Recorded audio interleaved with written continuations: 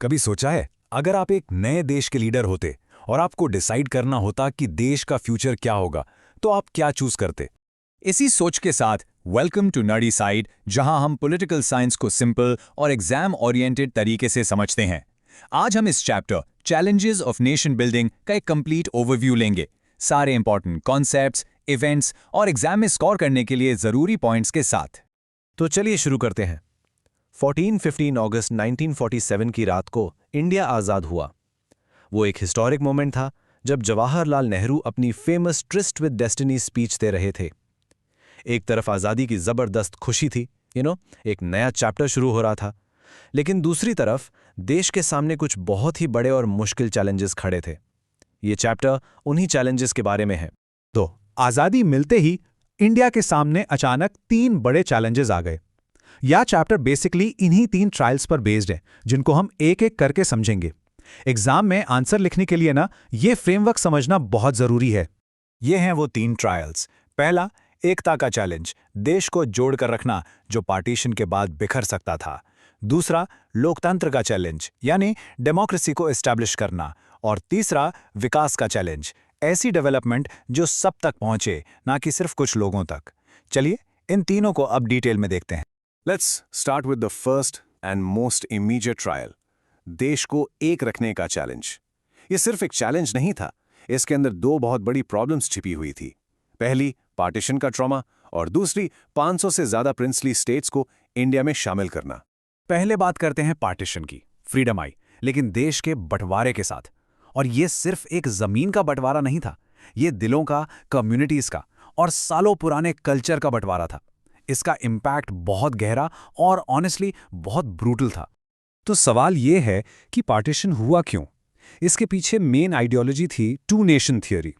ये थियोरी मुस्लिम लीग ने दी थी।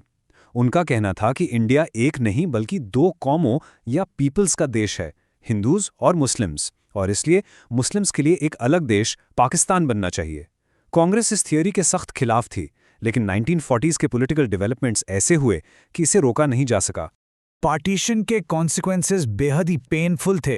ये प्रोसेस इतना अनप्लैन्ड और अचानक था कि इसने ह्यूमन हिस्ट्री का सबसे बड़ा, सबसे वायलेंट पॉपुलेशन ट्रांसफर क्रिएट किया। दोनों तरफ से दंगे हुए, लाखों लोग मारे गए, लोग रातों रात अपने ही घरों में रेफ्यूजी बन गए। सिटीज जैसे लाहौर और अमृतसर कम्युनल जोन्स में बदल गए, जहां इंसानियत जैसे खत्म हो चुकी थी। ये उस वक्त की रियलिटी है। 1947 में महात्मा गांधी नोआखाली में थे, जो अब बांग्लादेश में है। वो वहां इसलिए गए थे क्योंकि वहां कम्युनल वायलेंस की आग लगी हुई थी। लीडर्स जमीन पर उतरकर इस आग को बुझाने की कोशिश कर रहे थे, लेकिन सिचुएशन उनके कंट्रोल से काफी हद तक बाहर जा चुकी थी। पार्टीशन की असली रियलिटी को समझने के लिए राइटर सादात हसन मंटो की इस लाइन से बेहतर कुछ नहीं हो सकता। दंगाइयों ने चलती ट्रेन को रोका, दूसरी कम्युनिटी के लोगों को बाहर खींचकर तलवारों और गोलियों से मार दिया गया। बाकी पैसेंजर्स को हलवा, फल और दूध पेश किया गया। ये लाइन उस वक्त की नफरत और इंसानियत की गिरावट को इतनी ब्रूटली दिखाती है कि इस पर कुछ और कहने की जरूरत नहीं है। आई नो ये थोड़ा हैवी टॉपिक है, बट अगर आपको कॉन्सेप्ट क्लियर हो रहा है तो इस एक्सप्लेनर को सपोर्ट जरूर करना, इससे ये और स्टूडेंट्स तक पहुंच पाएगा। पार्टीशन की आग के साथ साथ एकता के चैलेंज का एक और बहुत बड़ा हिस्सा था प्रिंसली स्टेट्स की प्रॉब्लम। ब्रिटिश इंडिया के अलावा यहाँ छोटे बड़े राजवाड़े थे जिनको प्रिंसली स्टेट्स कहा जाता था, और देश को जोड़ने के लिए इनको साथ लाना जरूरी था। 565 ये नंबर याद रखो। इतनी थी प्रिंसली स्टेट्स की गिनती जब ब्रिटिश इंडिया छोड़कर गए, और आज़ादी के साथ ये सभी 565 स्टेट्स लीगली आज़ाद हो गए। जरा सोचो, एक इंडिया के अंदर 565 छोटे छोटे आज़ाद देश बन सकते थे। कितना बड़ा चैलेंज था ये। ब्रिटिश ने इन स्टेट्स के रूलर्स को 3 ऑप्शंस दिए, या तो इंडिया ज्वाइन करो, या पाकिस्तान, या फिर आज़ाद रहो। ये तीसरा ऑप्शन सबसे डेंजरस था। सोचो, अगर ये सभी रूलर्स आज़ाद रहने का फैसला करते तो इंडिया का जो एक यूनाइटेड देश का सपना था वो बिखर कर रह जाता। इस मुश्किल काम का जिम्मा सरदार वल्लभ भाई पटेल ने उठाया, जिन्होंने अपनी पॉलिटिकल स्किल्स से ज़्यादातर स्टेट्स को इंडिया में शामिल कर लिया। तो ये था पहला चैलेंज, यूनिटी। अब चलते हैं दूसरे बड़े ट्रायल पर, लोकतंत्र यानी डेमोक्रेसी को एस्टैब्लिश करना। आज़ादी तो मिल गई थी, लेकिन अब उस आज़ादी को हर सिटीजन तक कैसे पहुंचाया जाए? देश को चलाने का सिस्टम क्या हो? इसका जवाब था एक डेमोक्रेटिक सिस्टम।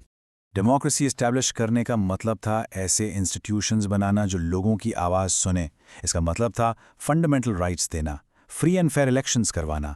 और उस वक्त दुनिया के बहुत से एक्सपर्ट्स का मानना था कि इंडिया जैसा गरीब और डाइवर्स देश डेमोक्रेसी चला ही नहीं पाएगा।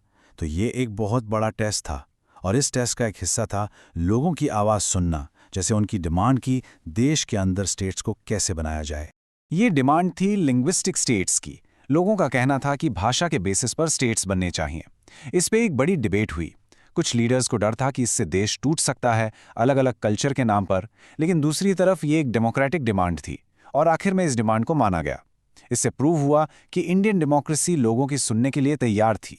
यूनिटी और डेमोक्रेसी के बाद आते हैं तीसरे सबसे बड़े चैलेंज पर। यह था विकास यानी डेवलपमेंट का चैलेंज। देखो, सिर्फ पॉलिटिकल आज़ादी काफ़ी नहीं थी, ज़रूरी था कि इकोनॉमिक आज़ादी भी हो, जिससे देश की गरीबी और पिछड़ेपन को दूर किया जा सके। चैलेंज ये था कि डेवलपमेंट ऐसी हो जिसका फ़ायदा अमीर गरीब सबको मिले। आज़ादी के वक्त इंडिया की इकोनॉमी बहुत खराब हालत में थी, इसलिए लीडर्स ने प्लान डेवलपमेंट का रास्ता चुना, जिसके लिए प्लानिंग कमीशन बनाई गई।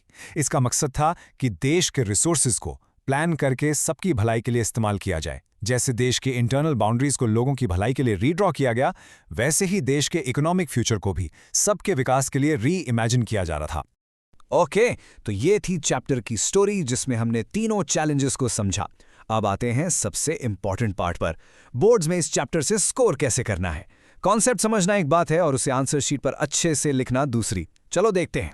अगर इस चैप्टर से 5 मार्क का क्वेश्चन आता है, जैसे explain the 3 major challenges faced by India after independence, तो आपको ये स्ट्रक्चर फॉलो करना है। सिंपल है। पहले एक शॉर्ट इंट्रोडक्शन, फिर तीनों चैलेंजेस को एक एक करके एक्सप्लेन करो एग्जाम्पल्स के साथ, और आखिर में एक कंक्लूजन जो आपके पॉइंट्स को समराइज करें। ये स्ट्रक्चर आपको फुल मार्क्स दिलाएगा फॉर श्योर। अब कुछ कॉमन मिस्टेक्स जो स्टूडेंट्स अक्सर करते हैं। पहला, डेट्स और इवेंट्स का सीक्वेंस मिक्स कर देना, जिससे आपका आंसर इलॉजिकल लगता है। दूसरा, 3 चैलेंजेस वाला फ्रेमवर्क भूल जाना, जो इस चैप्टर का कोर है। तीसरा, 2 नेशन थियरी को अजीब तरह से एक्सप्लेन करना। और चौथा, पार्टीशन और प्रिंसली स्टेट्स की प्रॉब्लम को अलग अलग ना समझना। इन मिस्टेक से बचना है। तो चलिए जल्दी से रिकैप करते हैं। इस एक्सप्लेनर में हमने समझा कि आज़ाद इंडिया को शुरुआत में 3 बड़े ट्रायल्स फेस करने पड़े। पहला, एकता का चैलेंज, जिसके अंदर हमने पार्टीशन का ट्रॉमा और प्रिंसली स्टेट्स का इंटीग्रेशन समझा। दूसरा, लोकतंत्र एस्टैब्लिश करने का चैलेंज। और तीसरा, सबके लिए विकास यानी डेवलपमेंट का चैलेंज। आई होप ये एक्सप्लेनर आपके लिए हेल्पफुल था। अगर आपको इसके डिटेल नोट्स और टाइमलाइंस चाहिए तो टेलीग्राम चैनल जरूर ज्वाइन करें। लिंक आपको पिन्ड कमेंट में मिल जाएगा। Chapter 2 era of one party dominance cover करेंगे। इस एक ही वीडियो में पूरा चैप्टर कंप्लीट होगा। कॉन्सेप्ट्स, इवेंट्स और सबसे इम्पॉर्टेंट, एग्जाम में आंसर्स कैसे लिखने हैं, सब कुछ। तो चलिए शुरू करते हैं। इसी पर्सपेक्टिव के साथ चैप्टर को समझते हैं। इमेजिन करो आप एक नए नए आज़ाद देश के लीडर हो। पार्टीशन का दुख है, गरीबी है, लोग पढ़े लिखे नहीं हैं। ऐसे में देश को एक साथ जोड़ने के लिए आप कौन सा रास्ता चुनोगे? एक आसान रास्ता जहां सारी पावर आपके पास हो, या एक मुश्किल डेमोक्रेटिक रास्ता जहां सबको साथ लेकर चलना पड़ेगा? यही अहम फैसला इंडिया के लीडर्स को लेना था। और हाँ, इस चैप्टर के सारे इंपॉर्टेंट नोट्स, फ्लो चार्ट्स और बोर्ड एग्जाम्स के लिए जो भी एक्सपेक्टेड क्वेश्चंस हैं, उसके लिए आप हमारा टेलीग्राम चैनल ज्वाइन कर सकते हो। लिंक आपको पिन कमेंट में मिल जाएगा। वहाँ सारा रिविजन मटेरियल अवेलेबल है। ओके, चलो अब इसमें डाइव करते हैं। पहले चैप्टर में हमने नेशन बिल्डिंग के चैलेंजेस देखे थे। अब जब देश बन गया था तो अगला सवाल था कि देश चलेगा कैसे, मतलब पॉलिटिकल सिस्टम कैसा होगा। यहाँ पर इंडिया ने एक बहुत बड़ा और रिस्की डिसीजन लिया, जिसे हम डेमोक्रेटिक गैम्बल भी कह सकते हैं। अब देखो, उस टाइम दुनिया में जो भी नए देश आज़ाद हो रहे थे ना, उनमें से ज़्यादातर ने आसान रास्ता चुना। उनके लीडर्स ने कहा कि भाई अभी देश नया है, इतने डिफरेंसेस हैं, डेमोक्रेसी लाएंगे तो देश टूट जाएगा। इसीलिए उन्होंने वन पार्टी रूल या आर्मी रूल लगा दिया। लेकिन इंडिया के लीडर्स ने मुश्किल डेमोक्रेटिक पाथ चुना। उनका ये मानना था कि पॉलिटिक्स कोई प्रॉब्लम नहीं है, बल्कि प्रॉब्लम्स को सॉल्व करने का एक टूल है। तो हमने रेगुलर इलेक्शंस, मल्टीपल पार्टीज और आज़ादी से बोलने के हक को चुना। और ये सिर्फ फैसला नहीं था, इस पर काम भी फौरन शुरू हुआ। देखो, कॉन्स्टिट्यूशन 26 जनवरी 1950 को लागू हुआ। उसके ठीक पहले जनवरी 1950 में ही इलेक्शन कमीशन ऑफ इंडिया बना दी गई और सुकुमार सेन को इंडिया का पहला चीफ इलेक्शन कमिश्नर बनाया गया। ये नाम 1 मार्क क्वेश्चंस के लिए इंपॉर्टेंट है, याद रखना। गोल बिल्कुल साफ था, देश में पहली डेमोक्रेटिकली चुनी हुई सरकार को इंस्टॉल करना।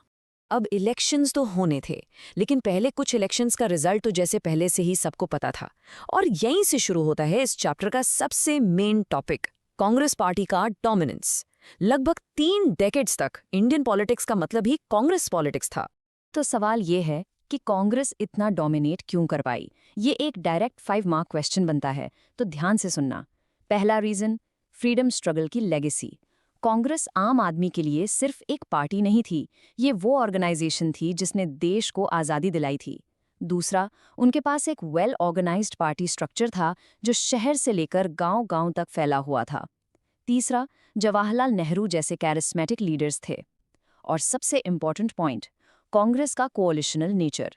ये एक सबको साथ लेकर चलने वाली पार्टी थी जिसमें हर आइडियोलॉजी, हर ग्रुप के लोग शामिल थे। और ये देखो, ये कांग्रेस का पहला इलेक्शन सिंबल था, 2 बैलों की जोड़ी।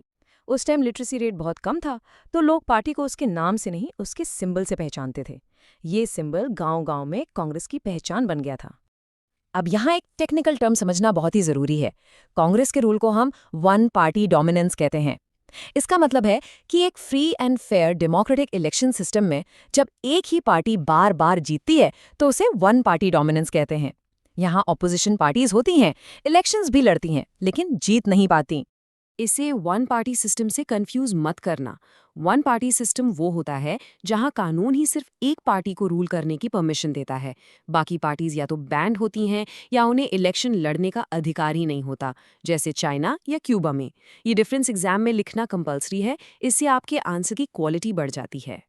तो सबसे क्रूशियल पॉइंट ये है कि इंडिया का केस पूरी दुनिया में यूनिक था।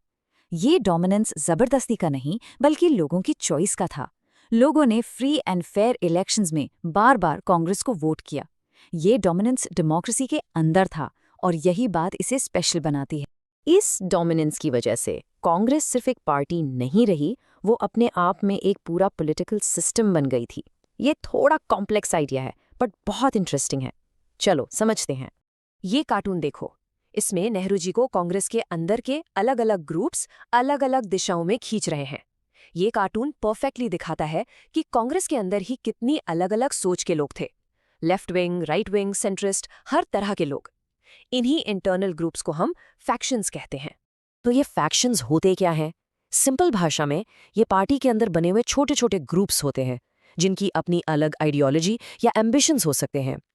कांग्रेस की सबसे बड़ी ताकत यही फैक्शंस थे। इसकी वजह से जो भी बहस या लड़ाई होती थी वो पार्टी के अंदर ही सुलझ जाती थी। उन्हें ऑपोजिशन की जरूरत ही नहीं पड़ती थी। एक फेमस पॉलिटिकल साइंटिस्ट हैं रजनी कोठारी, उन्होंने इस दौर को कांग्रेस सिस्टम का नाम दिया। ये टर्म एग्जाम के लिए बहुत इंपॉर्टेंट है। उन्होंने कहा कि उस समय में कांग्रेस रूलिंग पार्टी भी थी और ऑपोजिशन भी, क्योंकि असली कंपटीशन पार्टी के अंदर इन्हीं फैक्शंस के बीच में होता था। ये कॉन्सेप्ट समझना एग्जाम के लिए बहुत जरूरी है। और अगर ये समझ आ रहा है तो वीडियो को हाइप कर देना ताकि रीच बढ़ जाए। तो सवाल उठता है कि ऑपोजिशन पार्टीज कर क्या रही थी? भले ही वो बहुत कमजोर थीं, उनका रोल बहुत इंपॉर्टेंट था। उन्होंने डेमोक्रेसी को जिंदा रखा।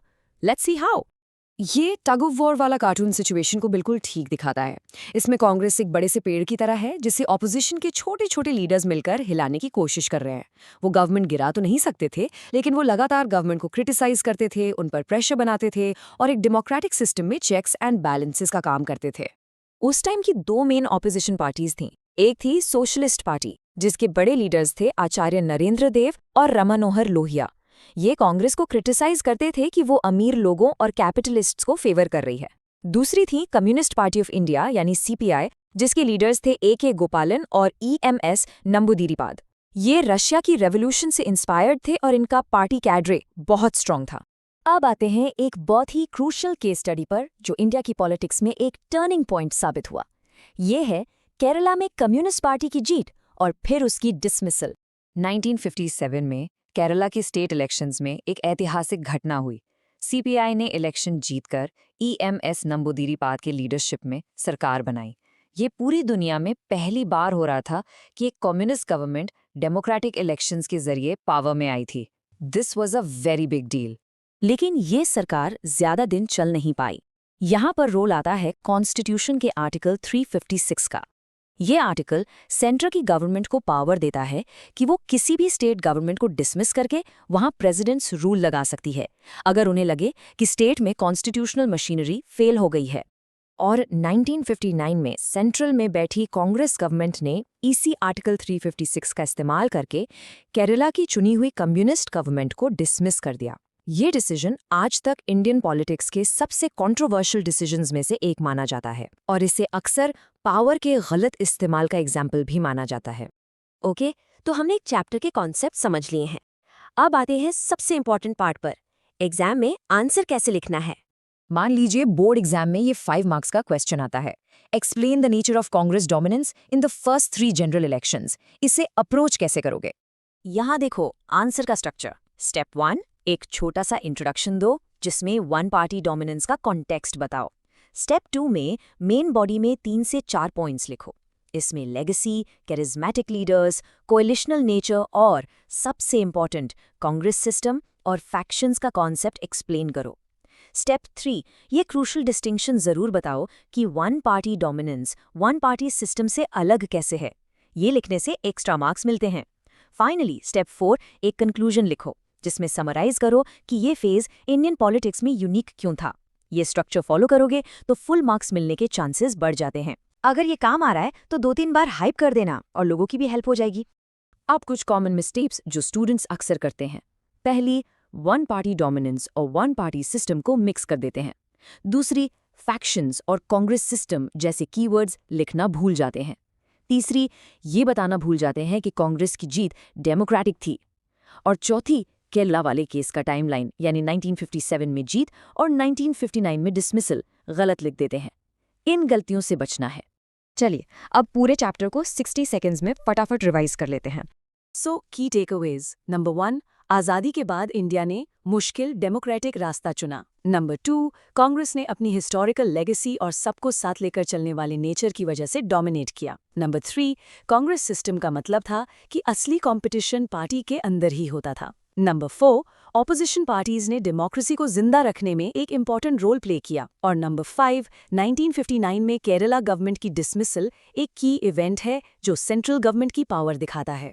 तो इस चैप्टर में हमने सारे कॉन्सेप्ट्स, इवेंट्स और उनका इम्पैक्ट क्लियर कर लिया है। अगर आपको इसके डिटेल नोट्स और टाइमलाइंस चाहिए तो टेलीग्राम चैनल जरूर ज्वाइन करें, लिंक पिन कमेंट में है। और अगर आपको बाकी चैप्टर्स भी इसी तरह रिवाइज करने हैं तो चैनल को फॉलो जरूर करें। और जाने से पहले आपके लिए एक सवाल, अगर कांग्रेस ही रूलिंग पार्टी थी और कांग्रेस ही ऑपोजिशन, जैसा रजनी कोठारी ने कहा, तो क्या उस सिस्टम को हम सच में पूरी तरह से डेमोक्रेटिक कह सकते हैं? आज़ादी के ठीक बाद इंडिया के सामने बिल्कुल ऐसी ही मुश्किल चॉइसेस थीं। इसका एक परफेक्ट एग्जाम्पल है उड़ीसा का ये पॉस्को प्लांट प्रोटेस्ट। एक तरफ स्टेट गवर्नमेंट थी जिससे स्टील प्लांट लगाकर इन्वेस्टमेंट और जॉब्स लानी थी, और दूसरी तरफ वहां रहने वाले ट्राइबल लोग जिनको डर था कि उनके घर और जमीन सब छिन जाएंगे। तो चलो इसको आगे समझते हैं। इसी पर्सपेक्टिव के साथ वेलकम टू नर्डी साइड। यहां हम पॉलिटिकल साइंस को एकदम सिंपल और एग्जाम ओरिएंटेड तरीके से समझते हैं। आज हम इस chapter politics of plan development को एक कंप्लीट ओवरव्यू में कवर करने वाले हैं। सारे कॉन्सेप्ट्स, इवेंट्स और जो भी इंपॉर्टेंट एग्जाम पॉइंट्स हैं, सब कुछ।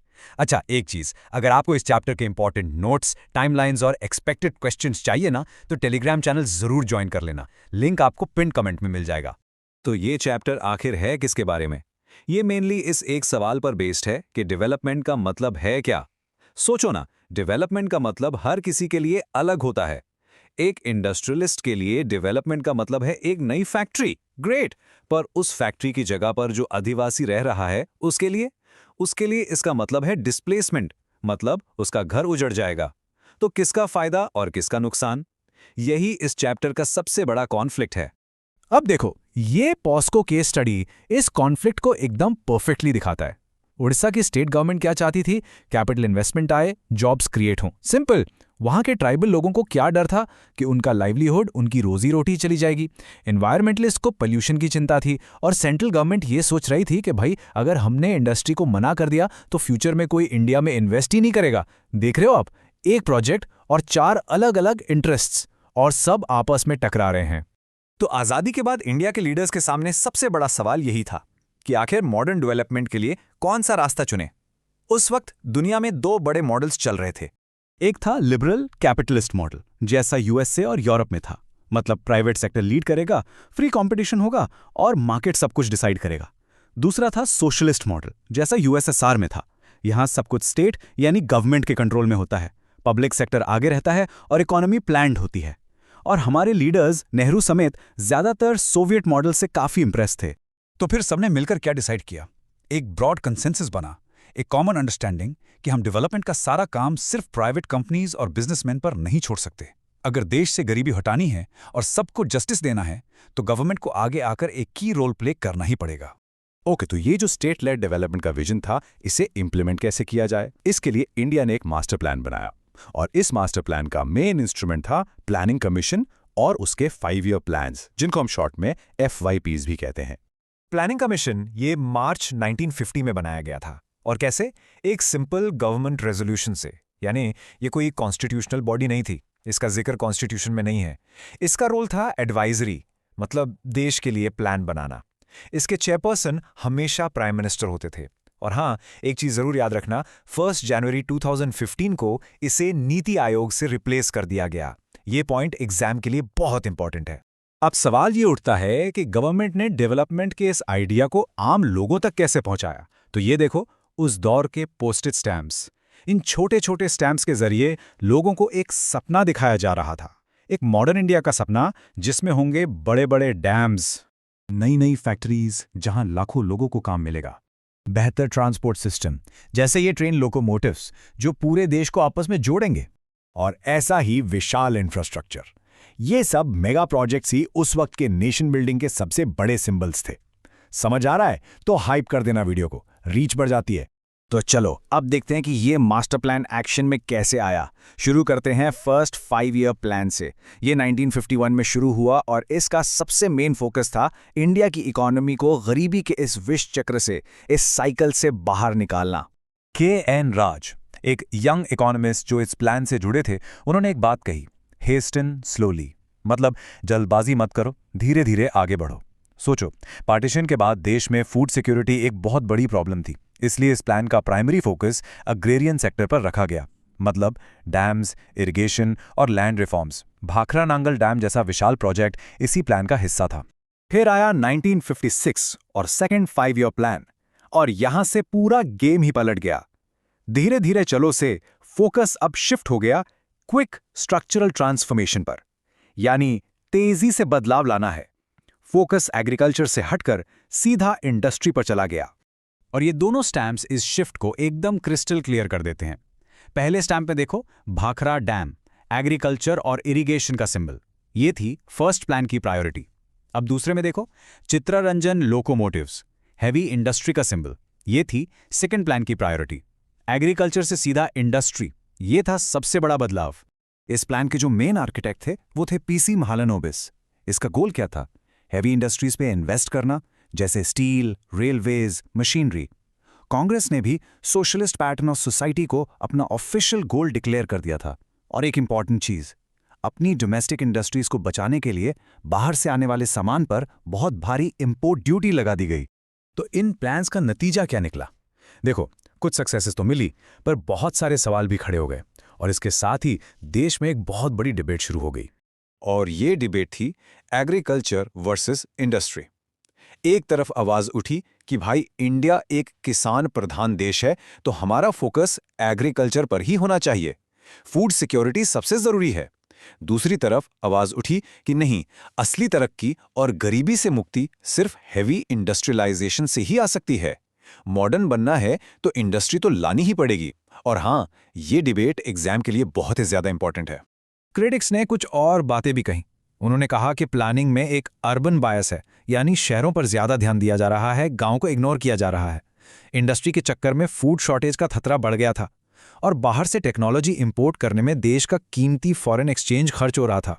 तो साफ था कि ये प्लानिंग का प्रोसेस इतना आसान नहीं था।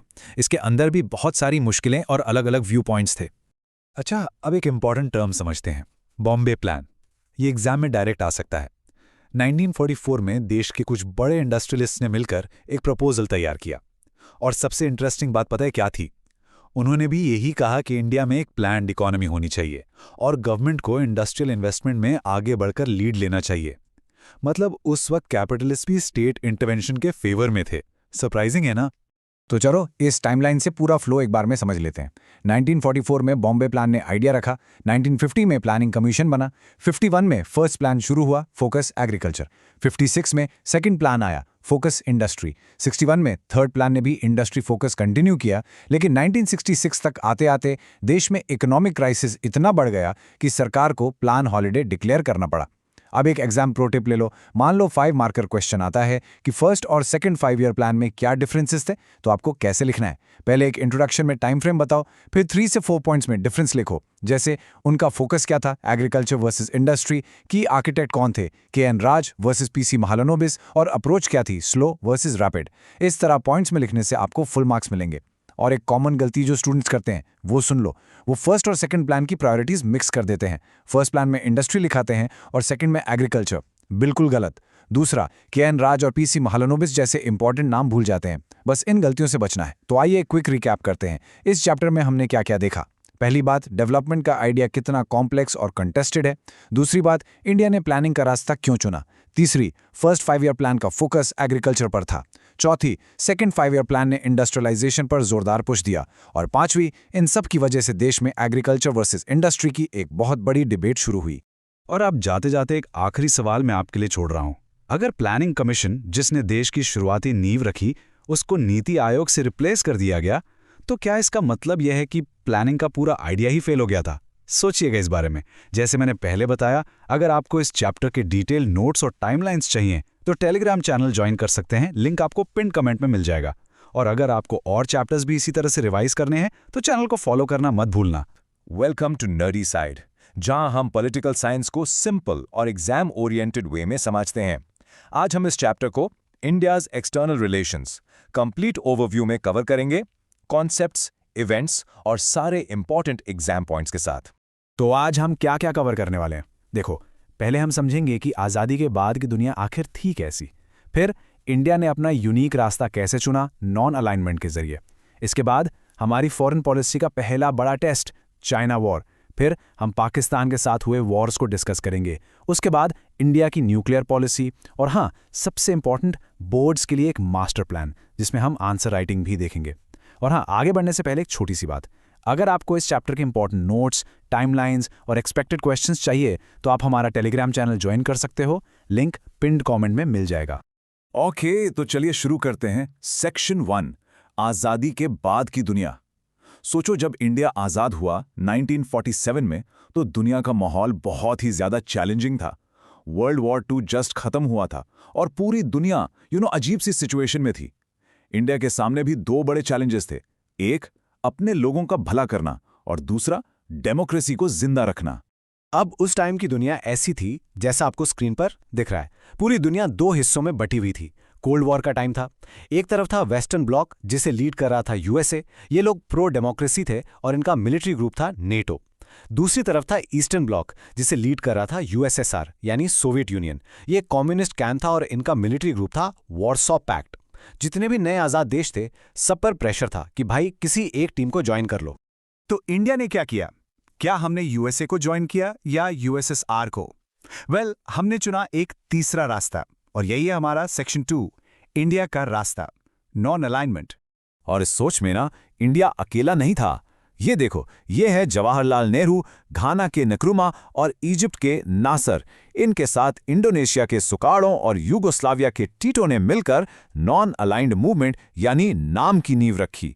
ये वो लीडर्स थे जिन्होंने डिसाइड किया कि भाई, हम किसी भी पावर ब्लॉक का हिस्सा नहीं बनेंगे। नेहरू जी के खुद के शब्दों में पॉलिसी बिल्कुल क्लियर थी। उन्होंने 1947 में कहा, our general policy is to avoid entanglement in power politics and not to join any group. This makes a path difficult. देखो, सबसे इंपॉर्टेंट बात यहां यह है कि उन्हें पता था कि यह रास्ता आसान नहीं होगा, लेकिन देश की इंडिपेंडेंट डिसीजन मेकिंग के लिए यह बहुत जरूरी था। तो एग्जाम के लिए नॉन अलाइनमेंट का मतलब क्या है? सिंपल वर्ड्स में, ऐसी पॉलिसी जिसमें कोई देश ना तो फॉर्मली किसी एक सुपर पावर के साथ जुड़ता है, ना उसके खिलाफ। बेसिकली अपनी फॉरेन पॉलिसी के डिसीजंस आज़ादी से लेना, बिना किसी के प्रेशर के। ये टर्म एग्जाम में डायरेक्ट पूछा जा सकता है, इसलिए इसकी डेफिनेशन बिल्कुल क्लियर होनी चाहिए। अब इस पॉलिसी के पीछे नेहरू जी के 3 मेन गोल्स थे।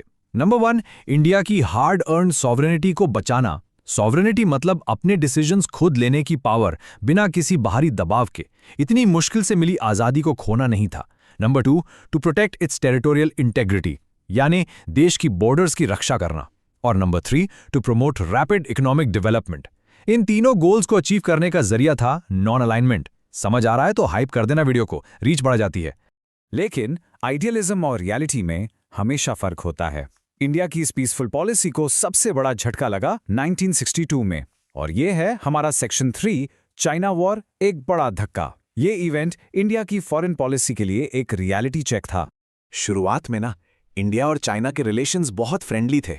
हिंदी चीनी भाई भाई का नारा हर तरफ गूंजता था।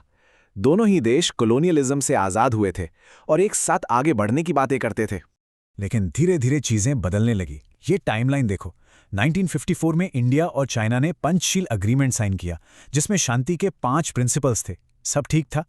फिर 1959 में जब चाइना ने तिब्बत पर कब्जा किया तो दलाई लामा ने इंडिया में पॉलिटिकल असाइलम ले ली, जिससे चाइना बहुत नाराज हो गया।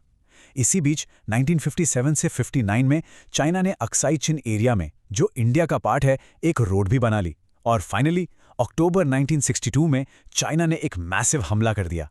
तो देखो, पहले ये इवेंट हुआ, उसके बाद इसका रिएक्शन आया और फाइनली ये आउटकम निकला। ये फ्लो एग्जाम में लिखना बहुत इंपॉर्टेंट होता है। इस वॉर के रिजल्ट्स इंडिया के लिए बहुत डैमेजिंग थे। पहला, इंडिया की इंटरनेशनल इमेज को धक्का लगा। दूसरा, उस वक्त के defence minister VK Krishna Menon को रिजाइन करना पड़ा। तीसरा, first ever no confidence motion Nehru government के खिलाफ लाया गया। कम्युनिस्ट पार्टी ऑफ इंडिया भी प्रो चाइना और प्रो यूएसएसआर ग्रुप्स में टूट गई। लेकिन हाँ, एक पॉजिटिव चीज हुई, देश में नेशनलिज्म की स्पिरिट और भी ज्यादा मजबूत हो गई। चाइना के बाद इंडिया को अपने दूसरे पड़ोसी पाकिस्तान के साथ भी कॉन्फ्लिक्ट्स फेस करने पड़े। So let's move to section 4, Pakistan के साथ वॉर्स। 1965 में पाकिस्तान ने कश्मीर इश्यू को लेकर अटैक किया। ये एक बहुत इंटेंस वॉर था। फाइनली यूएन के इंटरवेंशन से सीज फायर हुआ और उसके बाद हमारे प्राइम मिनिस्टर लाल बहादुर शास्त्री और पाकिस्तान के जनरल अयूब खान ने ताशकंद एग्रीमेंट साइन किया, जिसे सोवियत यूनियन ने अरेंज करवाया था। अब इस स्लाइड का ये नंबर देखो, 80 लाख। 1971 वॉर की शुरुआत इसी नंबर से जुड़ी है। ये 80 लाख रिफ्यूजीज थे जो ईस्ट पाकिस्तान से भागकर इंडिया आए थे। क्यों? क्योंकि वेस्ट पाकिस्तान की आर्मी वहां के लोगों पर बहुत जुल्म कर रही थी।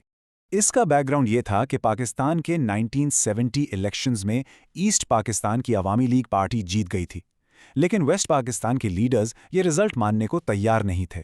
उन्होंने मिलिट्री एक्शन शुरू कर दिया और इसी वजह से इतना बड़ा रेफ्यूजी क्राइसिस हुआ। इंडिया के लिए ये एक ह्यूमैनिटेरियन और सिक्योरिटी दोनों इशू बन गया। और इस क्राइसिस में ना इंटरनेशनल पावर्स भी इन्वॉल्व हो गए।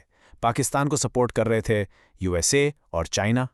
इस यूएस पाकिस्तान चाइना एक्सेस को काउंटर करने के लिए इंडिया ने एक बहुत स्मार्ट मूव चलाया।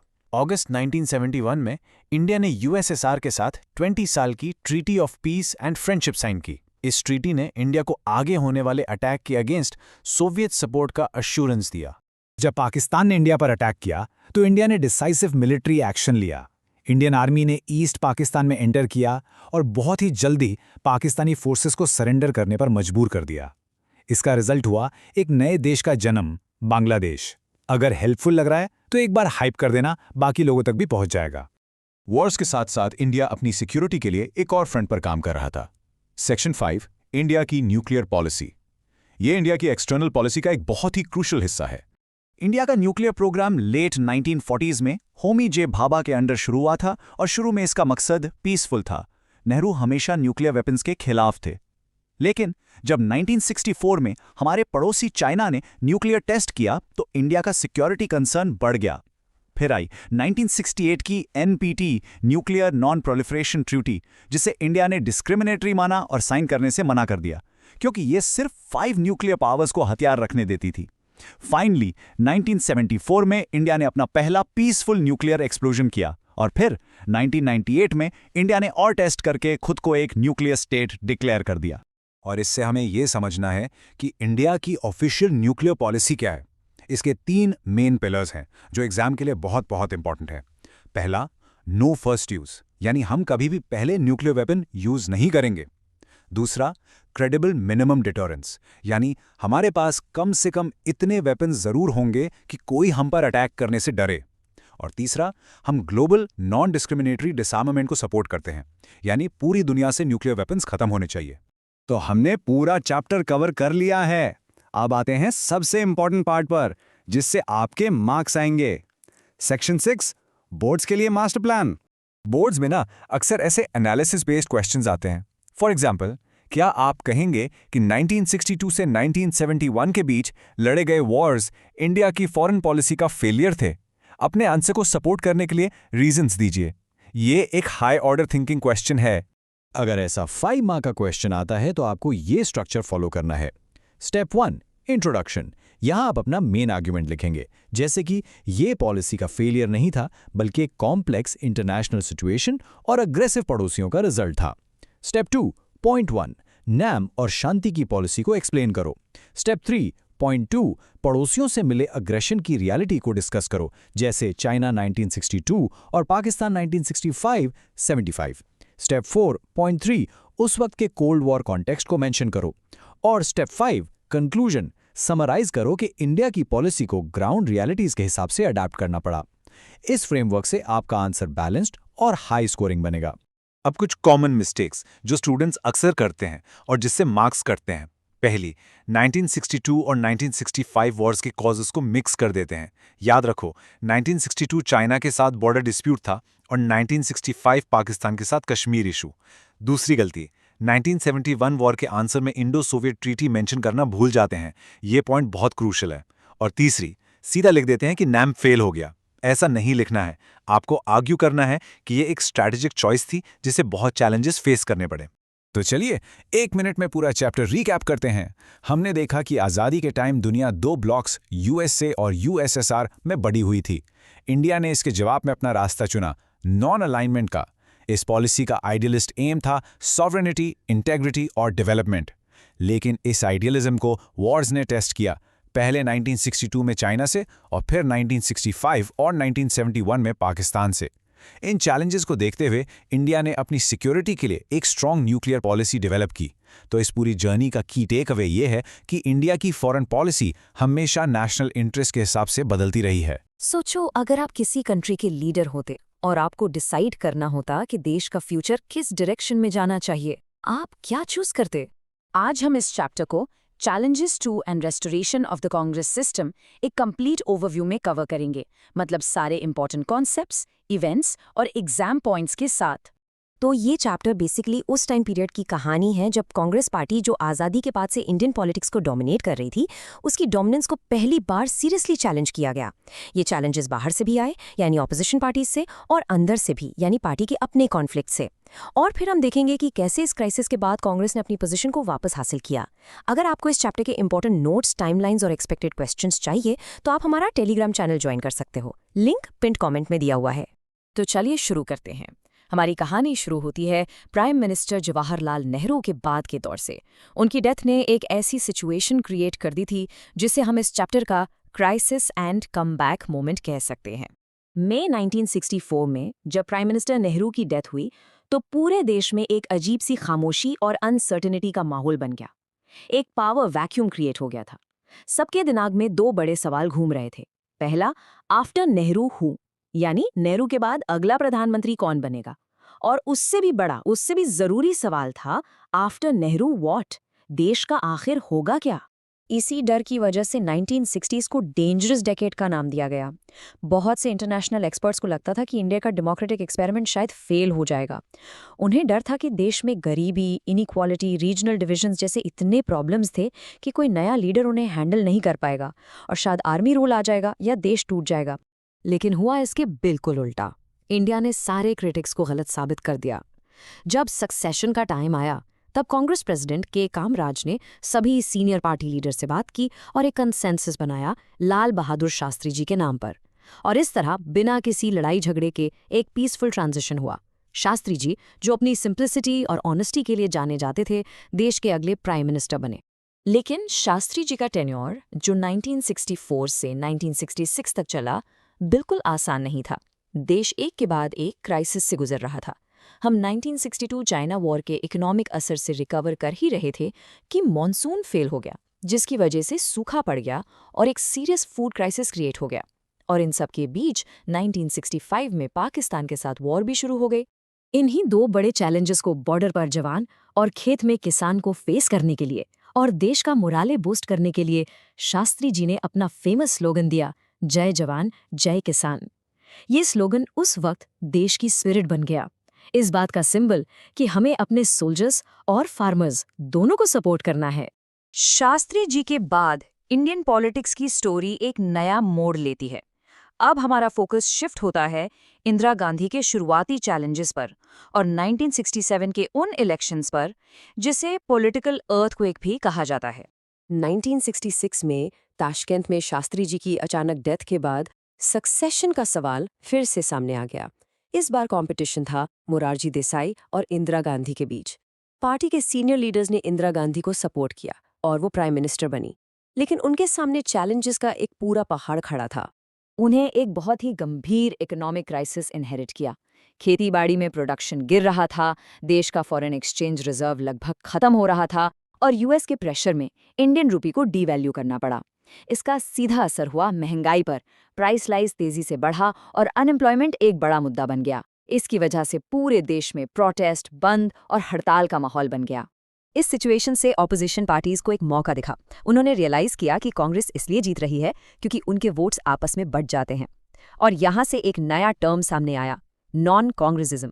ये टर्म एग्जाम के लिए सुपर इंपॉर्टेंट है, इसको ध्यान से समझो। इसका idea socialist leader Ram Manohar Lohia ने दिया था। उनका कहना था कि कांग्रेस का रूल अनडेमोक्रेटिक है, इसलिए सभी नॉन कांग्रेस पार्टीज को, चाहे उनकी आइडियोलॉजी कितनी भी अलग क्यों ना हो, एक साथ आकर कांग्रेस को हराना चाहिए। और इसका असर दिखा 1967 के जनरल इलेक्शंस में। जो रिजल्ट्स आए वो सच में एक पॉलिटिकल अर्थक्वेक से कम नहीं थे। नेशनल लेवल पर लोकसभा में कांग्रेस को मेजॉरिटी तो मिल गई, लेकिन ये उनका अब तक का सबसे बुरा परफॉर्मेंस था। सीट्स और वोट शेयर दोनों ही जबरदस्त तरीके से कम हुए और स्टेट्स में तो हालत और भी खराब थी। कांग्रेस 9 स्टेट्स में अपनी गवर्नमेंट नहीं बना पाई। स्टेट्स में एक नया पॉलिटिकल एक्सपेरिमेंट देखने को मिला, कोएलिशन गवर्नमेंट्स। जिन स्टेट्स में कांग्रेस को मेजॉरिटी नहीं मिली, वहां अलग अलग नॉन कांग्रेस पार्टीज ने मिलकर संयुक्त विधायक दल या एसवीडी बनाकर सरकार फॉर्म की।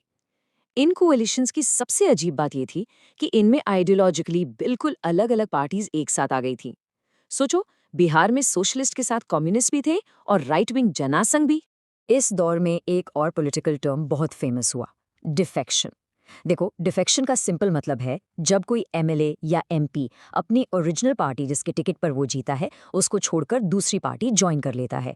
1967 के बाद ये एक ट्रेंड बन गया जिससे स्टेट गवर्नमेंट्स बनने और गिरने लगी। डिफेक्शन की इसी प्रैक्टिस को डिस्क्राइब करने के लिए एक कहावत मशहूर हो गई, आया राम गया राम। इसकी कहानी हरियाणा के एक एमएलए गया लाल से जुड़ी है, जिन्होंने एक ही दिन में 3 बार पार्टी बदली। पहले कांग्रेस से यूनाइटेड फ्रंट में गए, फिर वापस कांग्रेस में आए और फिर 9 घंटे बाद दोबारा यूनाइटेड फ्रंट में चले गए। यही फ्रेज पॉलिटिकल हॉर्स ट्रेडिंग का सिंबल बन गया। समझ आ रहा है तो हाइप कर देना वीडियो को, रीच बढ़ जाती है। अब तक हमने देखा कि कांग्रेस को बाहर से यानी ऑपोजिशन से कैसे चैलेंजेस मिल रहे थे, लेकिन असली ड्रामा तो पार्टी के अंदर शुरू होने वाला था। एक ऐसी लड़ाई जो इंदिरा गांधी और पार्टी के ओल्ड गार्ड के बीच थी। कांग्रेस पार्टी 2 ग्रुप्स में बंट चुकी थी। एक तरफ थी प्राइम मिनिस्टर इंदिरा गांधी, जो एक नई लीडर थी। दूसरी तरफ थे सिंडिकेट। ये कांग्रेस के पावरफुल और इन्फ्लुएंशियल सीनियर लीडर्स का ग्रुप था, जिनको पार्टी का किंग मेकर माना जाता था।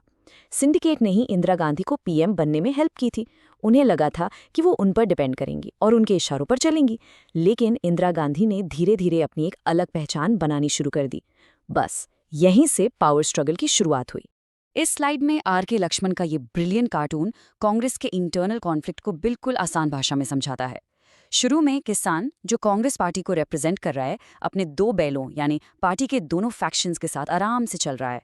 लेकिन आज़ादी के 22 साल बाद ये दोनों बैल आपस में ही टकरा जाते हैं। ये 1969 के ऑफिशियल कांग्रेस स्प्लिट को दिखाता है, जो प्रेसिडेंशियल इलेक्शंस के इश्यू पर इंदिरा गांधी और सिंडिकेट आमने सामने आ गए। पार्टी 2 हिस्सों में टूट गई, कांग्रेस ओ फॉर ऑर्गेनाइजेशन, जिसे सिंडिकेट लीड कर रहा था, और कांग्रेस आर फॉर रिक्विजिशनिस्ट्स, जिसे इंदिरा गांधी लीड कर रही थी। ये हमारी स्टोरी का क्लाइमैक्स है। स्प्लिट के बाद इंदिरा गांधी की गवर्नमेंट माइनॉरिटी में आ गई थी। उन्हें अब प्रूव करना था कि असली कांग्रेस वही है। इसलिए उन्होंने टाइम से पहले 1971 में इलेक्शंस कॉल कर दिए। ये एक ऐसी लड़ाई थी जहां उनके सामने सारे ऑपोजिशन पार्टीज एक हो चुकी थीं। इस इलेक्शन में स्लोगन्स की एक जबरदस्त लड़ाई हुई। सारी non communist, non Congress opposition parties ने एक ग्रैंड अलायंस बनाया। उनका बस एक ही एजेंडा और एक ही नारा था, इंदिरा हटाओ। ये एक नेगेटिव कैंपेन था। इसके आगे इंदिरा गांधी ने एक पॉजिटिव और पावरफुल स्लोगन दिया, गरीबी हटाओ। उन्होंने पूरा नैरेटिव ही बदल दिया। उन्होंने कहा कि ऑपोजिशन इंदिरा को हटाना चाहती है, लेकिन मैं गरीबी को हटाना चाहती हूँ। ये सब एक स्लोगन नहीं था, इसके पीछे एक पूरा प्रोग्राम था। इंदिरा गांधी ने पब्लिक सेक्टर को बढ़ाने, लैंड होल्डिंग्स पर सीलिंग लगाने और राजा महाराजाओं को मिलने वाले प्रिंसली प्रिविलेजेस को खत्म करने जैसे प्रो पुअर पॉलिसीज का वादा किया। ये एक ब्रिलियंट पॉलिटिकल स्ट्रैटेजी थी जिससे उन्होंने गरीबों, दलितों, आदिवासियों, माइनॉरिटीज और विमेन के बीच एक नया सपोर्ट बेस तैयार कर लिया। ये पॉइंट्स एग्जाम आंसर के लिए बहुत क्रूशल हैं।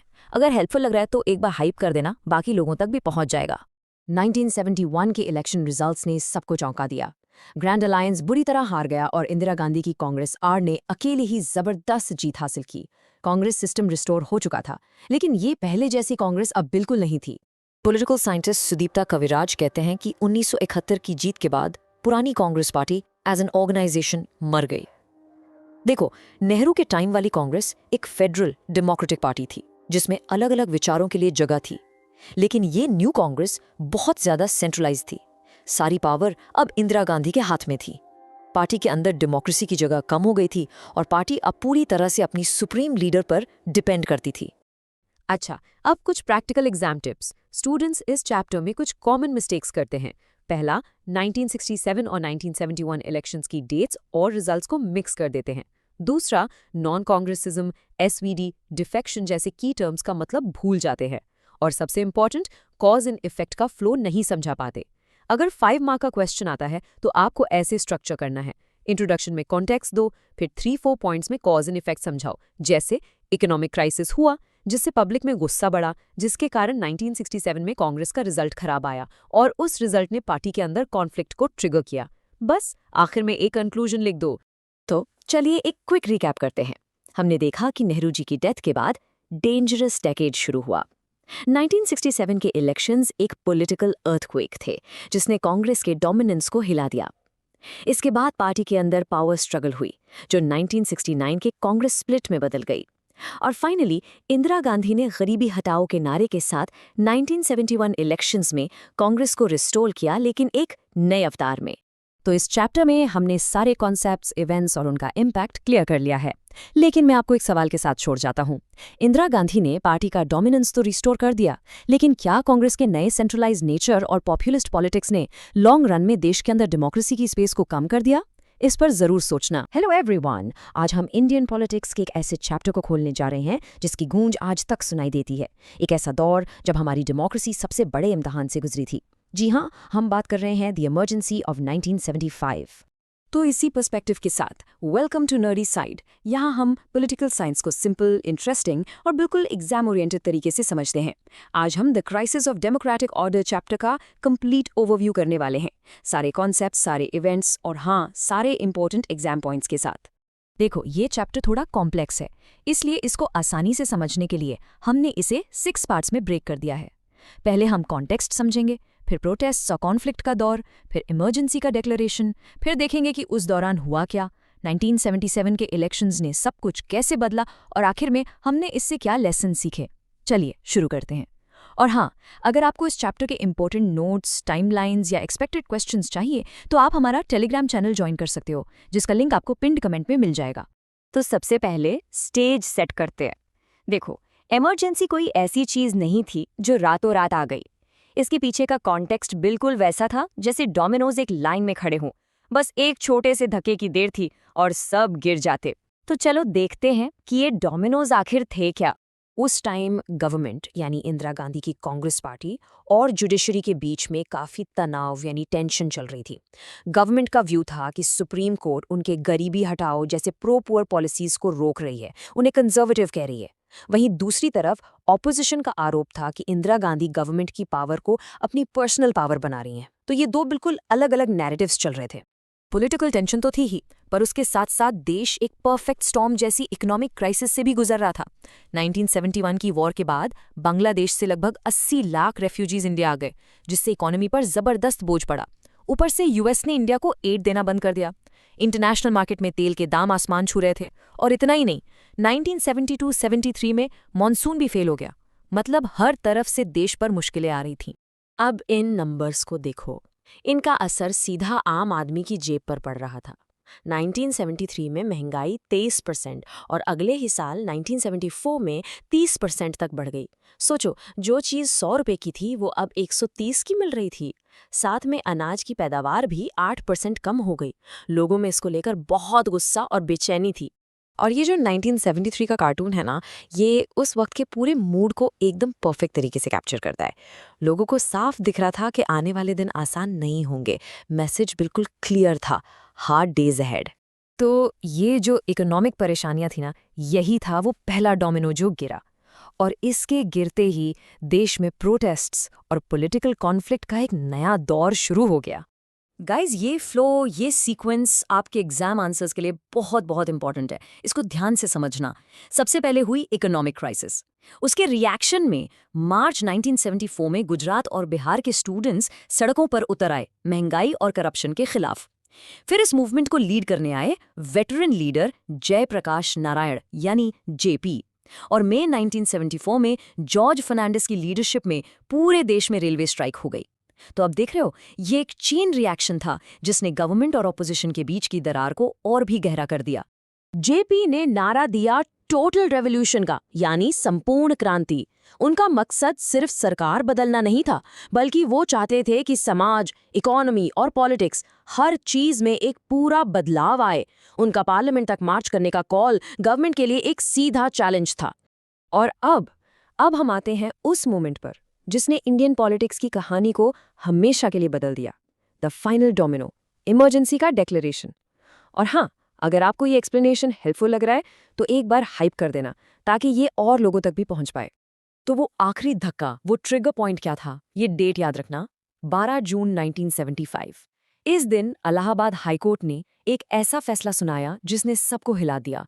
उन्होंने प्राइम मिनिस्टर इंदिरा गांधी के 1971 के लोकसभा इलेक्शन को ही इनवैलिड डिक्लेयर कर दिया। इसका सीधा मतलब था कि वो अब एमपी नहीं रह सकती थी। ये गवर्नमेंट के लिए एक बहुत बड़ा झटका था। इस वर्डिक्ट के आते ही ऑपोजिशन ने उनके रेजिग्नेशन की मांग और भी तेज कर दी। इस बढ़ते हुए पॉलिटिकल प्रेशर के बीच 25 जून 1975 की रात को गवर्नमेंट ने प्रेसिडेंट से नेशनल इमरजेंसी डिक्लेयर करने की सिफारिश कर दी under article 352 of the constitution. और रीजन क्या दिया गया? A threat of internal disturbance, यानी देश के अंदर अंदरूनी गड़बड़ी का खतरा।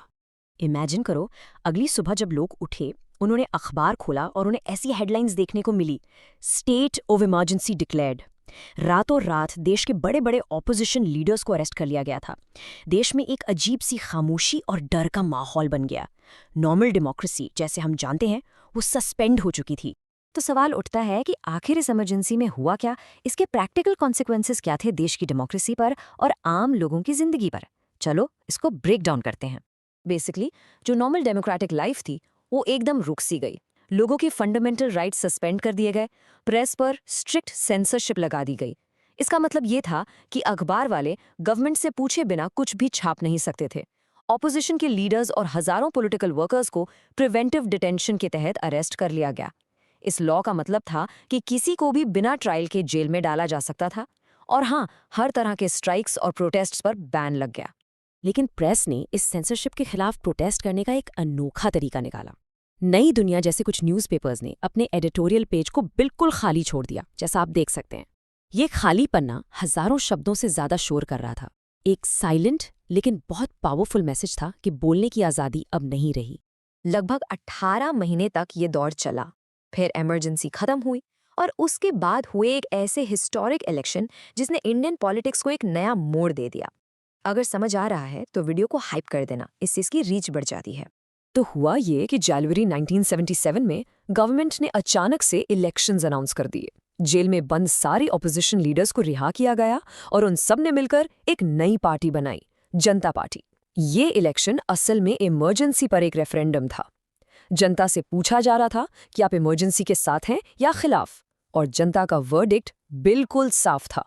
कांग्रेस पार्टी आज़ादी के बाद पहली बार लोकसभा इलेक्शंस हार गई, खासकर नॉर्थ इंडिया में। इमरजेंसी खत्म हो गई, एक नई सरकार भी आ गई, लेकिन ये पूरा एक्सपीरियंस, ये पूरा दौर इंडियन डेमोक्रेसी के लिए कुछ बहुत ज़रूरी लेसन्स छोड़ गया। तो आखिर हमने इससे सीखा क्या? लेसन नंबर 1, इसने हमारे कॉन्स्टिट्यूशन की कुछ कमजोरियों को सामने लाया जिन्हें बाद में ठीक किया गया। फॉर एग्जाम्पल, इंटरनल डिस्टर्बेंस जैसे वेग टर्म को हटाकर आर्म्ड रेबेलियन किया गया। लेसन नंबर 2, इसने सभी लोगों को, आम जनता को, सिविल लिबर्टीज यानी नागरिक आज़ादियों की कीमत समझाई। लेसन नंबर 3, इसने सरकार की ताकत और लोगों के प्रोटेस्ट करने के अधिकार के बीच के तनाव को साफ दिखाया। और शायद सबसे बड़ा लेसन ये था कि इंडिया से डेमोक्रेसी को उखाड़ फेंकना बहुत बहुत मुश्किल है। The system bounced back. चलो अभी क्विक एग्जाम टिप। अगर बोर्ड्स में 5 मार्क का क्वेश्चन आता है कि इमरजेंसी इंपोज करने के रीजंस क्या थे, तो आपको ये सिंपल स्ट्रक्चर फॉलो करना है। पहले एक छोटा सा इंट्रोडक्शन दो, उसके बाद इकोनॉमिक कॉन्टेक्स्ट, पॉलिटिकल कॉन्फ्लिक्ट और ट्रिगर पॉइंट यानी इलाहाबाद हाईकोर्ट का वर्डिक्ट, ये तीनों पॉइंट्स एक्सप्लेन करो। और आखिर में कंक्लूड करो कि इमरजेंसी किसी एक वजह से नहीं बल्कि इन सब फैक्टर्स का रिजल्ट थी। और हाँ, कुछ कॉमन मिस्टेक्स हैं जिनसे आपको बचना है। पहली, डेट्स मिक्स मत करना। दूसरी, इकोनॉमिक रीजंस जैसे इन्फ्लेशन रेट्स मेंशन करना मत भूलना। एक बहुत important point, fundamental rights abolish यानी खत्म नहीं हुए थे, उन्हें सस्पेंड यानी निलंबित किया गया था। और सबसे ज़रूरी, इवेंट्स का सीक्वेंस, वो डोमिनो इफेक्ट वाला फ्लो, उसे ज़रूर एक्सप्लेन करना।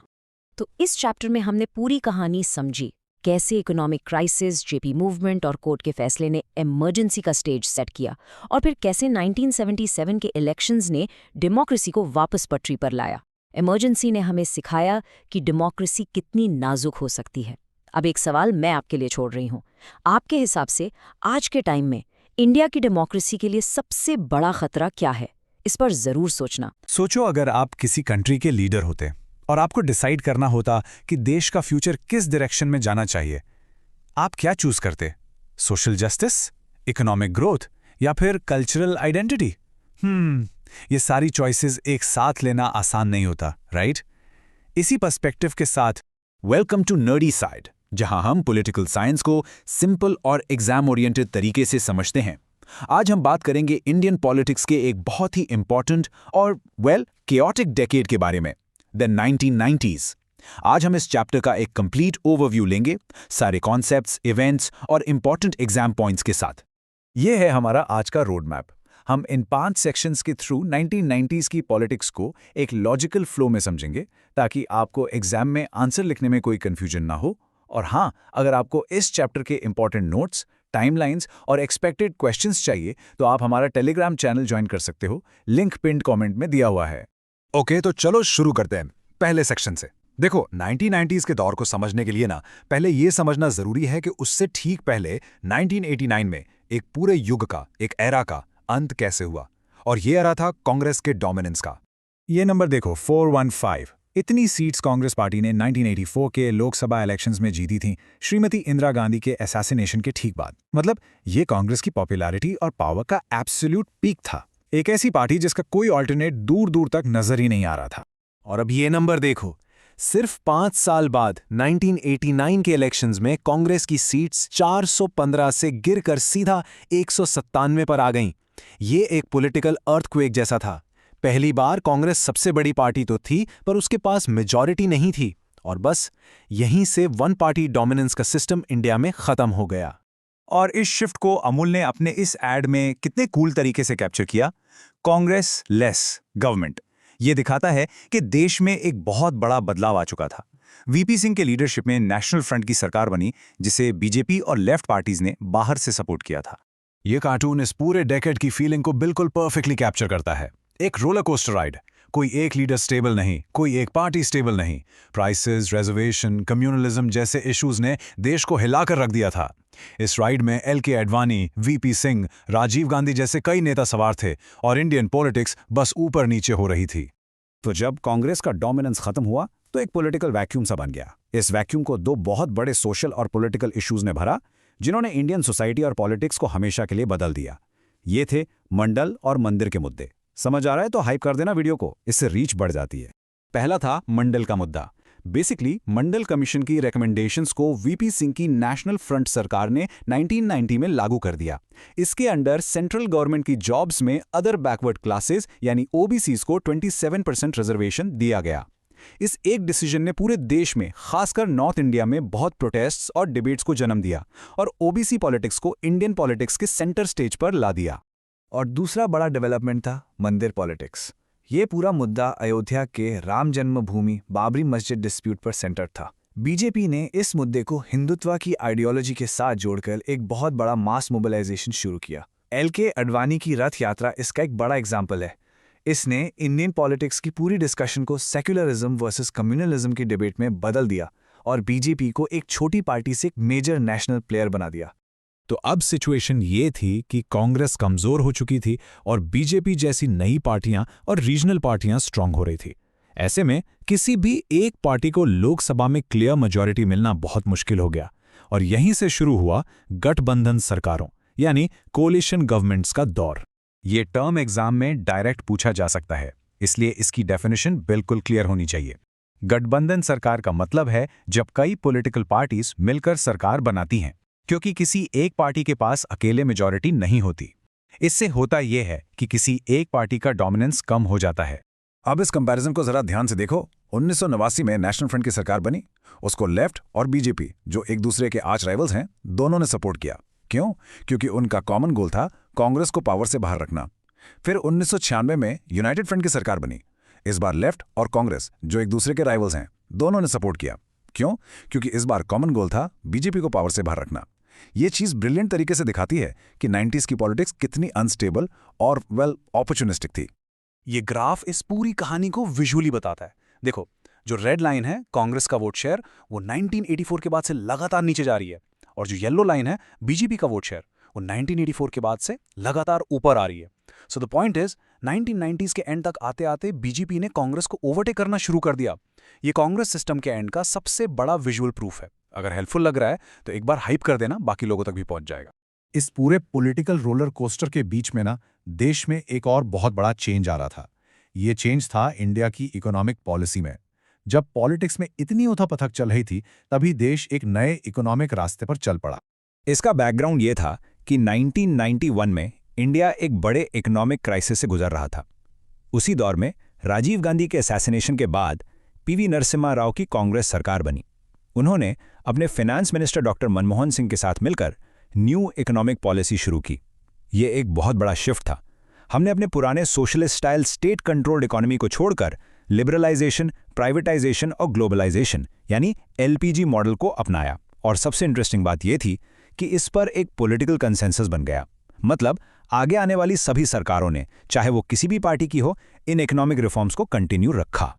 चलो, अब इस चैप्टर के सबसे इंपॉर्टेंट पार्ट पर आते हैं, एग्जाम मास्टर क्लास। अब तक जो हमने समझा है उसको एग्जाम्स में हाई स्कोरिंग आंसर्स में कैसे कन्वर्ट करना है, अब ये देखते हैं। एग्जाम में फ्लो लिखना बहुत इंपॉर्टेंट होता है। पहले ये इवेंट हुआ, उसके बाद इसका रिएक्शन आया और फाइनली ये आउटकम निकला। इस टाइमलाइन को देखो, 1984 में कांग्रेस का पीक, 1989 में उनकी हार, 1990 में मंडल इशू और 1996 में यूनाइटेड फ्रंट गवर्नमेंट। इसके बीच में दो और बड़े इवेंट्स हुए जो आपको याद रखने हैं। 1991 में न्यू इकोनॉमिक पॉलिसी आई और 1992 में बाबरी मस्जिद डेमोलिशन हुआ, जिसने मंदिर पॉलिटिक्स को और तेज कर दिया। ये पूरा कॉज एंड इफेक्ट का फ्लो आपको समझना होगा। अब मान लो आपके बोर्ड एग्जाम में ये 5 मार्क का क्वेश्चन आता है, तो इसका एक परफेक्ट आंसर कैसे लिखोगे? सिंपल है। स्टेप 1, एक छोटा सा इंट्रोडक्शन लिखो जिसमें बताओ कि 1990s कांग्रेस सिस्टम के अंत और मल्टी पार्टी सिस्टम की शुरुआत का दौर था। स्टेप 2, बॉडी में जो 5 मेजर डेवलपमेंट्स हमने डिस्कस किए, कांग्रेस डोमिनेंस का अंत, मंडल, मंदिर, कोलिशन एरा और न्यू इकोनॉमिक पॉलिसी, हर एक पर एक छोटा पैराग्राफ लिखो। पॉइंट्स में लिखना सबसे बेस्ट रहता है। और स्टेप 3, कंक्लूजन में समराइज करो कि इन सभी डेवलपमेंट्स ने मिलकर इंडियन पॉलिटिक्स का फ्रेमवर्क ही बदल दिया। स्टूडेंट्स यहां सबसे ज्यादा गलती करते हैं। पहला, डेट्स और इवेंट्स का सीक्वेंस गलत लिख देते हैं। दूसरा, नेशनल फ्रंट 1989 और यूनाइटेड फ्रंट 1996 में कंफ्यूज हो जाते हैं। बस याद रखो, एक कांग्रेस को हटाने के लिए बना था, दूसरा बीजेपी को। तीसरी गलती, न्यू इकोनॉमिक पॉलिसी का जिक्र करना भूल जाते हैं। और चौथा, लंबे लंबे पैराग्राफ्स लिखते हैं। हमेशा कंसाइज पॉइंट्स में आंसर लिखना। तो इस चैप्टर में हमने सारे कॉन्सेप्ट्स, इवेंट्स और उनका इम्पैक्ट क्लियर कर लिया है। चलो एक क्विक रिकैप करते हैं। 1990s में 4 बड़े पॉलिटिकल बदलाव आए। कांग्रेस सिस्टम का एंड, मंडल और मंदिर पॉलिटिक्स का राइज, कोलिशन गवर्नमेंट्स का दौर, और इन सब के साथ साथ एक नई आर्थिक नीति पर कंसेंसस बना। ये 4 पिलर्स 90s की पॉलिटिक्स को डिफाइन करते हैं। और अब आपके लिए एक सवाल। 90s में कोलिशन पॉलिटिक्स शुरू हुई और कई सालों तक चली, लेकिन पिछले कुछ इलेक्शंस को देखकर क्या आपको लगता है कि इंडिया वापस एक वन पार्टी डोमिनेंट सिस्टम की तरफ जा रहा है? इस पर सोचना जरूर और अपने व्यूज कमेंट सेक्शन में शेयर करना। वेलकम टू नर्डी साइड, जहां हम पॉलिटिकल साइंस को सिंपल और एग्जाम ओरिएंटेड वे में समझते हैं। आज हम इस चैप्टर को एक कंप्लीट ओवरव्यू में कवर करेंगे, कॉन्सेप्ट्स, इवेंट्स और इंपॉर्टेंट एग्जाम पॉइंट्स के साथ। ओके, तो ये है हमारा आज का रोड मैप। हम इन 6 टॉपिक्स को कवर करेंगे। देखो, ये चैप्टर बोर्ड एग्जाम्स के लिए बहुत इंपॉर्टेंट है, क्योंकि ये 1980s के उस दौर की बात करता है जब इंडियन डेमोक्रेसी का असली टेस्ट हुआ था। बड़े बड़े रीजनल कॉन्फ्लिक्ट्स हुए और उन्हें सॉल्व करने के लिए अकॉर्ड साइन किए गए। आपको इन डिटेल्स को मास्टर करने में हेल्प करने के लिए मैंने सारे इंपॉर्टेंट नोट्स, टाइमलाइंस और एक्सपेक्टेड क्वेश्चंस हमारे टेलीग्राम चैनल पर डाल दिए हैं। लिंक पिन्ड कमेंट में है, आप बाद में चेक कर सकते हो। तो सबसे पहला सवाल, रीजन और नेशन के बीच क्या रिलेशन है? 1980s के बाद इंडिया में बहुत सारे रीजनल मूवमेंट्स शुरू हुए। कुछ मूवमेंट्स में आर्म्ड कॉन्फ्लिक्ट यानी हथियार भी उठाए गए, लेकिन ज्यादातर मूवमेंट्स नेगोशिएटेड अकॉर्ड्स यानी समझौतों के साथ कंक्लूड हुए, और यहीं से इंडिया का एक यूनिक डेमोक्रेटिक अप्रोच सामने आया। ये स्लाइड एक बहुत इंटरेस्टिंग कॉन्ट्रास्ट दिखाती है। देखो, एक तरफ है यूरोपियन अप्रोच। वो लोग अक्सर सोचते हैं कि कल्चरल डाइवर्सिटी एक थ्रेट है और सबको एक जैसा बना देना चाहिए, बट इंडिया ने बिल्कुल अलग रास्ता चुना। हमने यूनिटी विद डाइवर्सिटी का प्रिंसिपल अपनाया। हमारा बिलीफ था कि नेशनल यूनिटी और रीजनल आइडेंटिटी दुश्मन नहीं है, वो एक साथ कोएग्जिस्ट कर सकते हैं। और यही की पॉइंट है, हमारी डेमोक्रेसी रीजनल एस्पिरेशंस को पॉलिटिकल एक्सप्रेशन के लिए जगह देती है, ना कि उन्हें शुरू से ही एंटी नेशनल का लेबल लगा देती है। चलो अब अपनी पहली केस स्टडी पर चलते हैं, जम्मू एंड कश्मीर। ये 1948 से ही एक बहुत कॉम्प्लेक्स इशू रहा है, और इस चैप्टर में हम इसके पॉलिटिकल डायमेंशन को अच्छे से समझेंगे। जेएनके इशू को समझने के लिए पहले ये रियलाइज करना होगा कि ये कोई एक जगह नहीं है जिसकी एक ही डिमांड हो। जैसा आप देख सकते हो, ये 3 अलग अलग रीजन्स का कॉम्बिनेशन है और हर रीजन की अपनी अलग एस्पिरेशंस हैं। कश्मीर वैली में ओपिनियंस डिवाइडेड हैं। कुछ लोग एक अलग देश चाहते हैं, कुछ पाकिस्तान के साथ मर्ज होना चाहते हैं, और कुछ इंडिया के अंदर ही ज्यादा ऑटोनॉमी चाहते हैं। वहीं जम्मू रीजन इंडिया के साथ और भी क्लोज इंटीग्रेशन चाहता है, और लद्दाख बहुत टाइम से जेएनके से अलग होकर एक यूनियन टेरिटरी बनना चाहता था। तो ये जो इंटरनल डिविजन्स हैं, यही इस इशू को इतना ज्यादा कॉम्प्लेक्स बनाते हैं। अब इसकी पॉलिटिकल हिस्ट्री पर नजर डालते हैं। 1948 में शेख अब्दुल्ला वहां के पीएम बने, लेकिन 1953 में उन्हें डिसमिस कर दिया गया क्योंकि उनके सेंटर के साथ डिफरेंसेस आने लगे थे। ये एक टर्निंग पॉइंट था। इसके बाद जो भी गवर्नमेंट्स आई, उन पर सेंटर के सपोर्ट से चलने के और इलेक्शंस में रिगिंग के इल्जाम लगते रहे। इससे लोगों और गवर्नमेंट के बीच एक ट्रस्ट डेफिसिट यानी विश्वास की कमी पैदा हो गई, जो 1980s तक आते आते और भी गहरी हो गई। अच्छा, अब आते हैं हमारी सेकंड केस स्टडी पर, द पंजाब क्राइसिस। ये एक ऐसी कहानी है जहां पॉलिटिकल ऑटोनॉमी की एक डिमांड ने एक बहुत ही वायलेंट और एक्सट्रीमिस्ट मोड ले लिया। इसकी शुरुआत में मास्टर तारा सिंह जैसे लीडर्स आते हैं, जिन्होंने आज़ादी के बाद एक अलग पंजाब स्टेट की वकालत की थी। इस क्राइसिस में एक बहुत इंपॉर्टेंट एलिमेंट है आनंदपुर साहिब रेजोल्यूशन, जो अकालीज ने 1973 में पास किया था। और ये एक ऐसी चीज़ है जिसे बहुत से स्टूडेंट्स गलत समझते हैं। ये रेजोल्यूशन एक अलग देश की डिमांड नहीं थी। इसकी मेन डिमांड्स फेडरलिज्म को मजबूत करने की थी, यानी सेंटर स्टेट रिलेशंस को रीडिफाइन करना ताकि स्टेट्स को और ज्यादा ऑटोनॉमी मिले। लेकिन जैसे जैसे पॉलिटिकल सिचुएशन गर्म हुई, इसे बाद में एक सेपरेटिस्ट डॉक्यूमेंट की तरह इंटरप्रेट किया गया, और इसीलिए ये इतना कंट्रोवर्शियल बन गया। इस टाइमलाइन पर बहुत ध्यान देना, ये आपके एग्जाम्स के लिए बहुत ज़रूरी है। इसका कॉज एंड इफेक्ट फ्लो समझना सब कुछ है। देखो, शुरुआत होती है 1973 में रेजोल्यूशन से, फिर अर्ली 80s में अकाली गवर्नमेंट डिसमिस हो जाती है और लीडरशिप एक्सट्रीमिस्ट्स के हाथ में चली जाती है। इसके कारण जून 1984 में ऑपरेशन ब्लू स्टार होता है। इसका ट्रैजिक रिएक्शन होता है पीएम इंदिरा गांधी का असैसिनेशन अक्टूबर 1984 में, जिसके ठीक बाद नवंबर में भयानक एंटी सिख रायट्स होते हैं, और फाइनली 1985 में शांति लाने के लिए पंजाब अकॉर्ड साइन होता है। ये सीक्वेंस याद रखना हाई स्कोरिंग आंसर के लिए क्रिटिकल है। अगर ये ब्रेकडाउन आपको चीज़ें कनेक्ट करने में हेल्प कर रहा है तो समझ आ रहा है तो हाइप कर देना वीडियो को, रीच बढ़ जाती है। और ये कार्टून उस टाइम की सिचुएशन को बिल्कुल साफ दिखाता है। ये कार्टून बता रहा है कि 1980s में पंजाब, दार्जिलिंग, मिजोरम जैसे स्टेट्स में टेररिज्म की खबर रोज आती थी। ये एक तरह से डेली रूटीन का हिस्सा बन गया था, जिससे पूरे देश में एक डर और इंस्टेबिलिटी का माहौल था। इसके कॉन्टेक्स्ट में ये कोट बहुत सिग्निफिकेंट है। सालों बाद डॉक्टर मनमोहन सिंह ने गवर्नमेंट की तरफ से 1984 राइट्स के लिए एक फॉर्मल अपॉलॉजी दी। उन्होंने कहा, आई बॉ my head in Shem that such a thing took place. ये इस बात का एक्नॉलेजमेंट था कि वो राइट्स एक नेशनल ट्रेजेडी थे। अब चलते हैं अपनी तीसरी केस स्टडी पर, द नॉर्थ ईस्ट। ये रीजन बाकी इंडिया से काफ़ी अलग थलग सा रहा है। इसके अपने यूनिक चैलेंजेस हैं, बहुत complex social diversity, economic backwardness और सबसे बड़ा इशू माइग्रेशन यानी आउटसाइडर्स की प्रॉब्लम। नॉर्थ ईस्ट में सबसे बड़ा मूवमेंट था आसाम मूवमेंट, जो 1979 से 1985 तक चला। इसके दो मेन पिलर्स थे। पहला, कल्चरल प्राइड। असमी लोगों को डर था कि बाहर से, खास करके बांग्लादेश से जो माइग्रेंट्स आ रहे हैं, वो उनके कल्चर को दबा देंगे। दूसरा, इकोनॉमिक इश्यूज। उनका ये मानना था कि उनकी पॉवर्टी और अनएम्प्लॉयमेंट का रीज़न आउटसाइडर्स हैं जो उनके रिसोर्सेज और जॉब्स ले रहे हैं। इसको समझने के लिए ट्रेन कंपार्टमेंट वाली एनालॉजी यूज़ कर सकते हो। जो लोग कंपार्टमेंट में पहले से बैठे हैं वो बाद में आने वालों को आउटसाइडर समझते हैं। ये पूरा movement all Assam students union यानी AASU ने लीड किया था। और ये देखिए उस मूवमेंट का कंक्लूजन। अगस्त 1985 की इस न्यूज़पेपर हेडलाइन में लिखा है, cheers greet Assam pact announcement. ये 6 साल लंबा और काफ़ी बार वायलेंट मूवमेंट एंड हुआ एक नेगोशिएटेड सेटलमेंट के साथ, जिसे हम आसाम अकॉर्ड कहते हैं। ये अकॉर्ड स्टूडेंट्स और सेंट्रल गवर्नमेंट, जिसे उस वक्त राजीव गांधी लीड कर रहे थे, के बीच साइन हुआ था। तो इन सारी केस स्टडीज को देखने के बाद हमने सीखा क्या? इंडियन स्टेट ने इन बड़े बड़े चैलेंजेस को कैसे हैंडल किया और इससे हमारी डेमोक्रेसी को क्या सबक मिले? हम अब सब कुछ सिंथेसाइज करने वाले हैं, और अगर ये काम आ रहा है तो 2-3 बार हाइप कर देना और लोगों की भी हेल्प हो जाएगी। देखो, 1980s के उस तूफान ने इंडिया को 2 सबसे बड़े सबक सिखाए। पहला कि रीजनल एस्पिरेशंस डेमोक्रेटिक पॉलिटिक्स का एक नॉर्मल हिस्सा हैं, उन्हें देखते ही एंटी नेशनल नहीं कहना चाहिए। और दूसरा, इन एस्पिरेशन से डील करने का सबसे अच्छा तरीका डेमोक्रेटिक नेगोशिएशन और बातचीत है, ना कि ताकत या दबाव। मिजोरम इसका एक परफेक्ट एग्जाम्पल है। वहां भी एक सेपरेटिस्ट मूवमेंट था, लेकिन उस प्रॉब्लम को एक पॉलिटिकल सेटलमेंट के थ्रू इफेक्टिवली सॉल्व किया गया। चलो अब आते हैं सबसे प्रैक्टिकल पार्ट पर। इस चैप्टर से बोर्ड एग्जाम में फुल मार्क्स कैसे स्कोर करने हैं, मैं आपको एक बिल्कुल क्लियर फ्रेमवर्क दूंगा।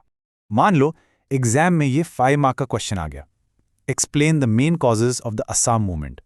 इसका एक परफेक्ट आंसर कैसे लिखना है?